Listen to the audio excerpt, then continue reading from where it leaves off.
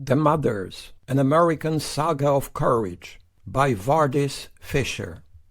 Read by Ryszard Grzegorz Kania. To the Claws, Mabel and Russell of the Caxton Printers. The Mothers, Part 1. Chapter 1.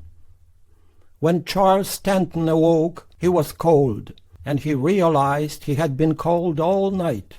His bed was only 2 blankets on the hard earth, with his trousers laid on top of his boots for a pillow. Around him was a saltbush desert, and for a few moments after awakening he breathed deeply, relishing the smells of the cool morning. Stanton was an amateur botanist, and western deserts for him were excitingly fragrant. There were better beds than his in this company of emigrants. Some slept in their wagons, under canvas tops that shut out the brilliant night sky, and some, like the Reeds and Donners and Wolfingers, all of whom seemed to be wealthy, had bed springs. But the Reeds, he now remembered, had lost their springs, as well as their cattle and most of their provisions, in crossing the blinding salt flats of the Great Salt Lake. Their oxen, crazed by thirst, had wandered off in the waterless wastelands and had perished. The Reed family itself had almost perished, because the other emigrants, nearly as maddened as their beasts, had pushed on ahead, even though Jim Reed was the one who had ridden alone into the mirages in search of water. Well, it had been like that, Stanton reflected, ever since the train had left the banks of the Missouri. There had been no leadership. There had been disputes and quarrels, hot tempers and angry words, distrust and spite and wild fears, until more and more, as they all pushed desperately toward California, each family had drawn apart in isolated and frenzied efforts of its own. Back at Fort Bridger, they had spent several precious days trying to decide whether to take the longer route by way of Fort Hall or to follow a shortcut that had been urged upon them. Most of the train had gone by Fort Hall, but a few families had resolved to try the Hastings cutoff across wild mountains and the Salt Lake Valley. Stanton would have chosen the longer and safer route. He had come with these people because among them there were some whom he loved. There was Tamsen Donner, who shared his interest in wildlife and was a better botanist than himself. There were Jim Reed and his wife Margaret, and their 2 remarkable daughters, Virginia and Patty. There was the gay and irresponsible Irishman, Pat Dolan, and there was the Graves. And there was the Graves family, including Mary, who reminded Charlie Stanton of his mother. But from the day they took the cutoff, there had been delays and disasters. They had almost perished in the mountains east of the lake. And even now, weeks later, Stanton shuddered when looking back to that time. With superhuman strength, born of desperation, every able-bodied man, woman, and child had harnessed themselves with ropes and drawn their wagons across mountain torrents or up over ledges of stone. They had been a month covering 50 miles, and hardly had they escaped from the prison of mountains when they saw before them the broad expanse of salt flats. There they had buried one of their members in a grave chiseled out of salt, and there they had sacrificed or consumed most of their provisions. There every one of them had come within an inch of dying of thirst. Now, with hundreds of miles still between them and their goal, their beasts were so starved and gaunt that they could hardly draw the wagons, and the food rationed to each person barely sustained life. It was early in September. Not until late November, they had been told, would snow fall on the Sierras. They had 2 months to cover 600 miles. That, Stanton figured, meant 10 miles a day, and they could do it if they had forage for their beasts and food for themselves.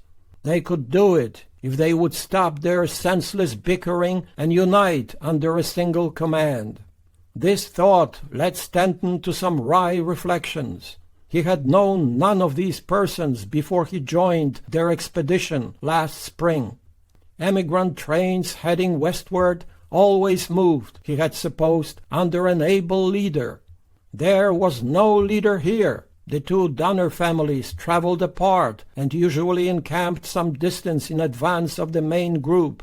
Tamsen Donner, the guiding spirit there, distrusted all the Germans, including a lean and furtive young man named Reinhardt, a tall, bearded fox named Kasseberg, and a family named Wolfinger. As a matter of fact, nobody seemed to like the Wolfingers.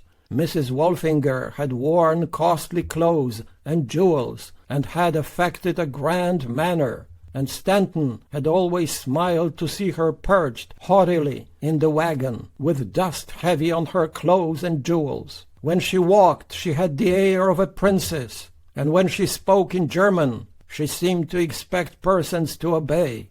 With her, besides Reinhardt, were two other young Germans who appeared to be her chore boys.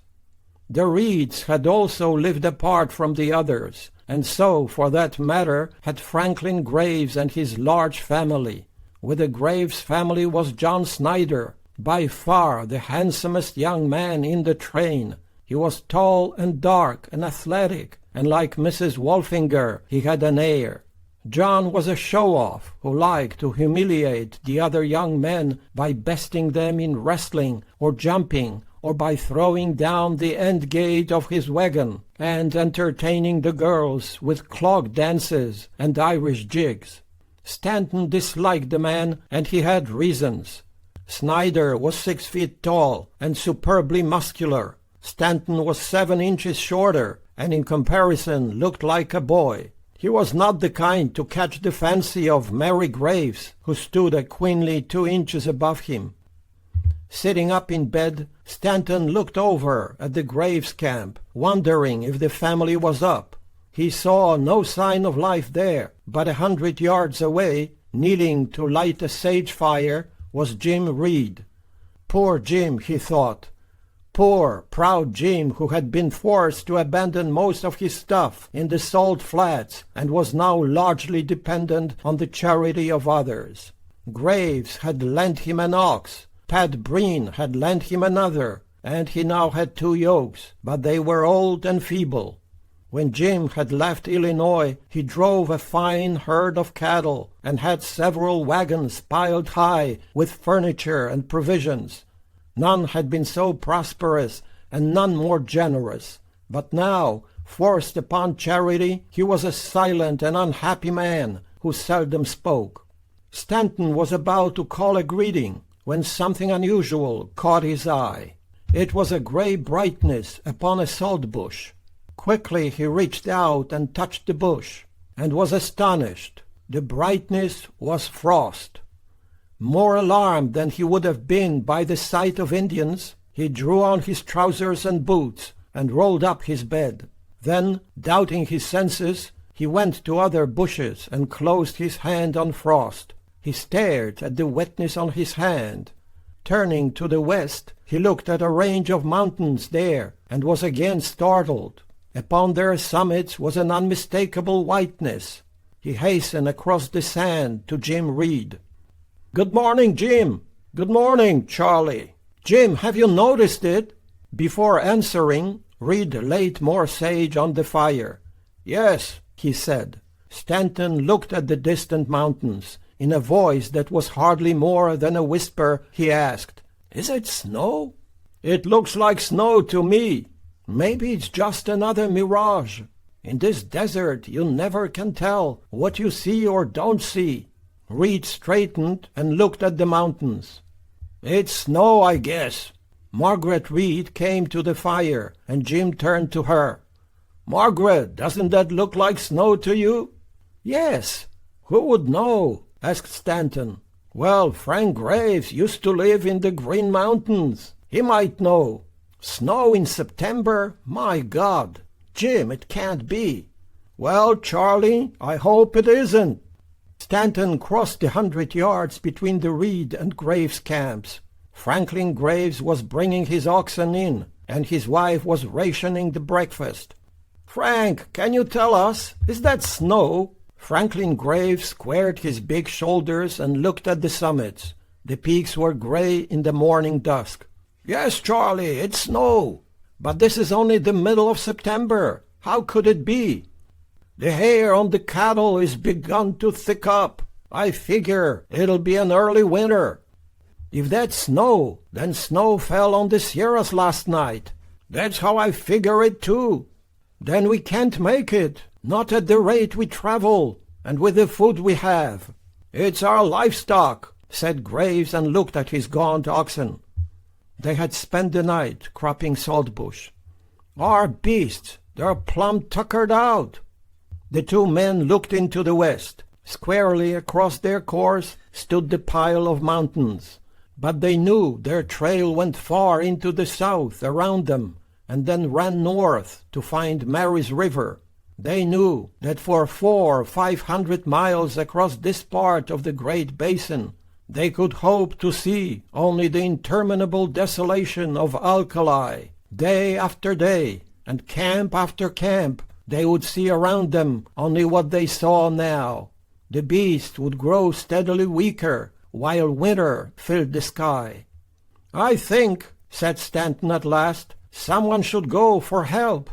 I'll see what Uncle George says." George Donner was regarded by some as the leader, but he was neither bold nor far-sighted.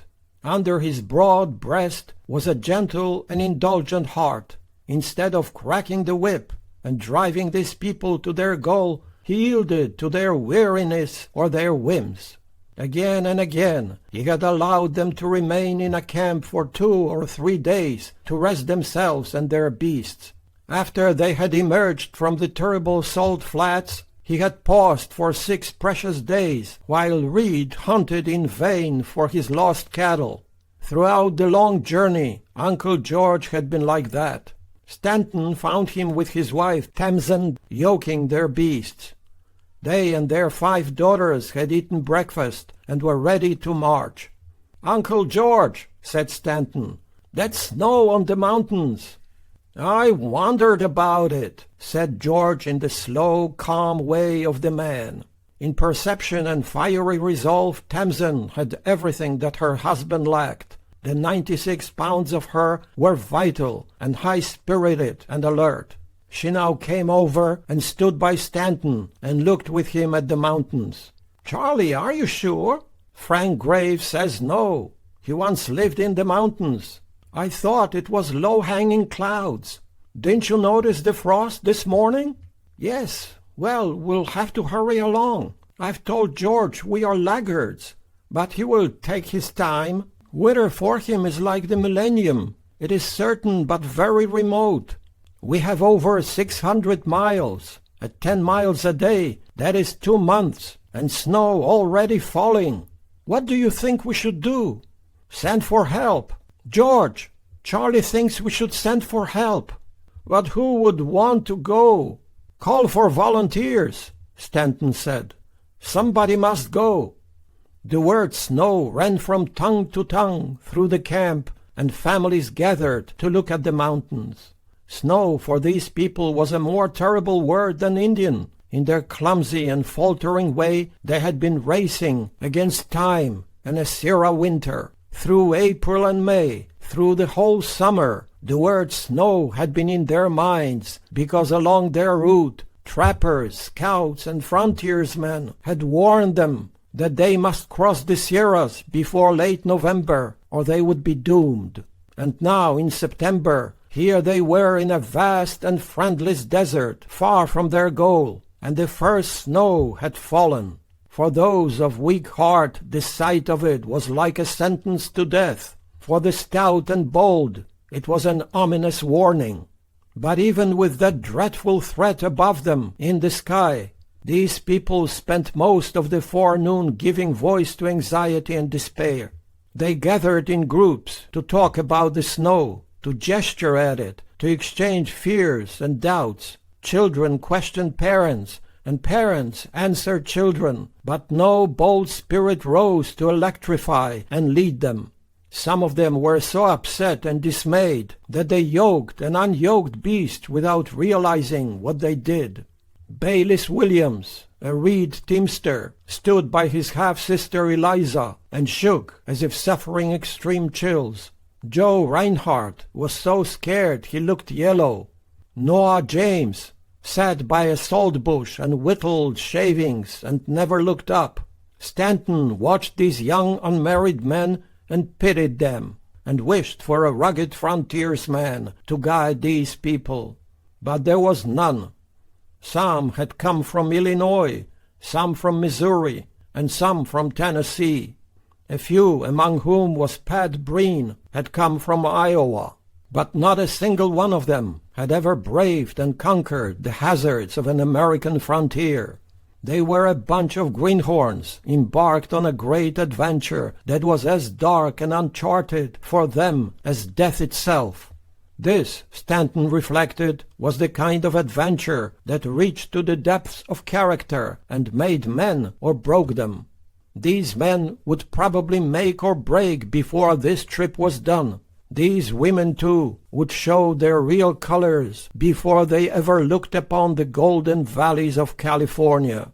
Mrs. Wolfinger would shed her jewels and silks if her soul was not made of such things. Joe Reinhardt would lose his yellow pallor and be a man, or he would slink off like a coyote and die. Then Stanton thought of the children. There were 8 or 10 babies nursing at mothers' breasts. There were 30 or more children under the age of 10. Half the persons here were dependent on others, and among the adults, Kesseberg had a thorn embedded in one foot. Pat Breen was crippled, or pretended to be. Jake Donner was old and feeble, and a lonely old stranger named Hartcoop looked as if he were already dying. With starved beasts and only a little food, these people would never reach California without aid, even if no snow fell. Never had a group of frightened emigrants lost upon the broad face of a continent stood in such dire need of an able and resourceful leader. Morning passed and noon came before Uncle George had the gumption to call them together. He was trembling when he turned to face them, and his voice shook when he spoke. At his side, barely reaching to an armpit, stood Tamsen, his wife. "Friends," he said, his voice shaking more from grief than fear, "we all know that it snowed last night. Frank Graves has lived in the mountains, and he says all the signs point to an early winter, and a hard one. We've been told snow falls on the Sierra passes in late November, and I guess we thought we had plenty of time. But our food is almost gone, and our animals are dog-tired. And I've talked with some of you, and you think we should send to Sutter's Fort for help." He paused and looked at the faces. They all knew what his next words would be, and Charles Stanton, apart and watchful, was studying the faces of the young unmarried men. There were a dozen of them besides himself, but none of them were looking at Uncle George. "So I guess," Uncle George went on, "we better send for help. We want someone to go and then come back and meet us with food. Otherwise, it looks like we'll all starve." Again he paused. George Donner, too, was studying the faces and wondering if there was a man before him who would volunteer. "Someone must go," he said, his voice pleading rather than commanding. "I'm asking for volunteers." There was silence. Young men looked at the earth, and mothers with babies in their arms looked at the young man.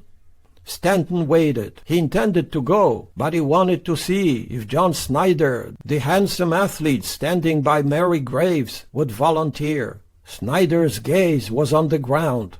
"I'm asking for volunteers," said George Donner's trembling voice. "We'll give them their pick of the horses, and guns, and all the food we can spare." Out of the silence came Stanton's high voice. "I'll go," he said. "Thanks, Charlie," said Uncle George. Again his gaze searched the faces of the young men. "Charlie Stanton says he'll go, but there must be 2 men. They will go through Indian land. One man will have to stand guard, while the other one naps. It's a dangerous trip. I don't have to tell any man that. The men who go will risk their lives, and we all know it." Again he waited. Stanton saw Mary Graves cast a sidelong look at the dark face of John Snyder. He saw Margaret Reed looking at Milt Elliott. He saw Pat Breen look up at the Irishman Pat Dolan, who stood by him. Eyes searched faces and turned from face to face, but nobody spoke. Then Uncle George remembered that it was Stanton who had volunteered to find a way out of the mountains when they were trapped, and that Big Mac had gone with him. McCutcheon was married and had a child. "Mac, will you go?" "Yes," said Big Mac, "I'll go. We know you're a married man." "Oh, that's all right, if you'll take care of my wife and baby." "We'll sure do that, of course. I'd rather an unmarried man went with Charlie." "Oh, that's all right," said Mac quickly. "I'll go."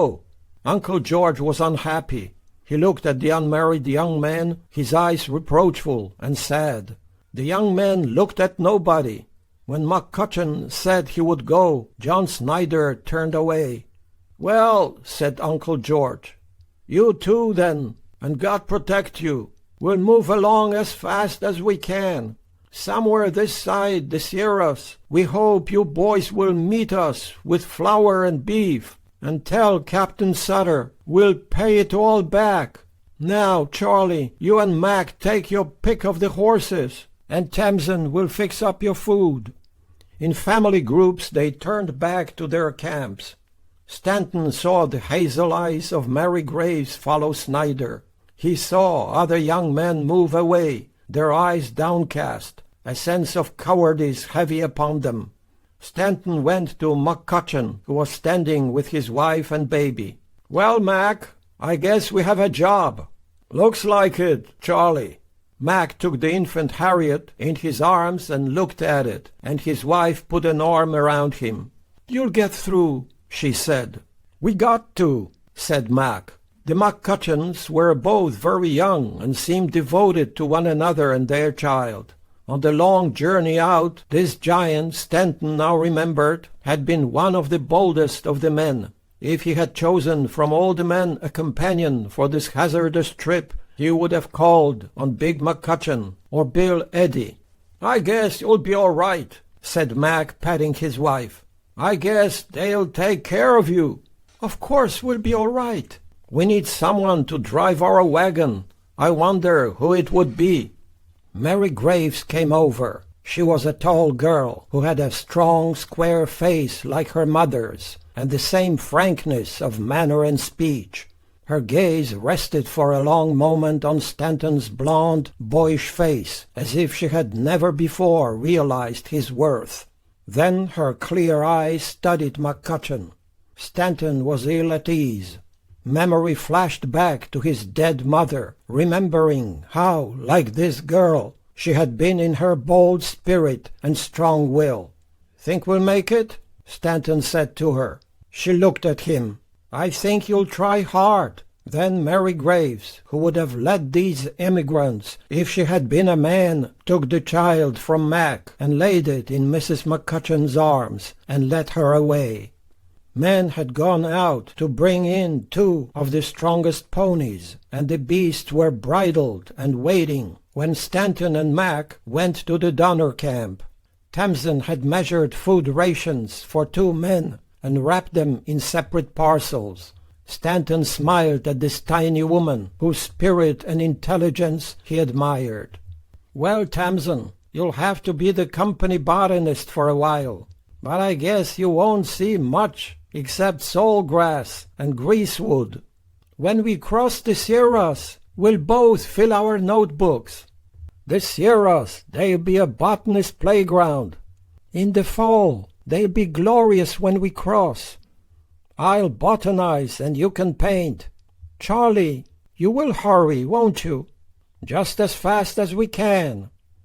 I gave you all the food we can spare, and a little more, but it isn't much. Just crackers and jerky, Charlie. It's enough. We'll shoot some meat. We'll eat an Indian if we have to. Be careful, or the Indians will eat you. She took his arm and led him apart. What's the matter with our young men? Are they all cowards? Oh, no. Milt Elliot, he would have gone if Uncle George had asked him. Well, this is all new to them. It's new to you. Yes, but I sort of like it, Stanton shrugged.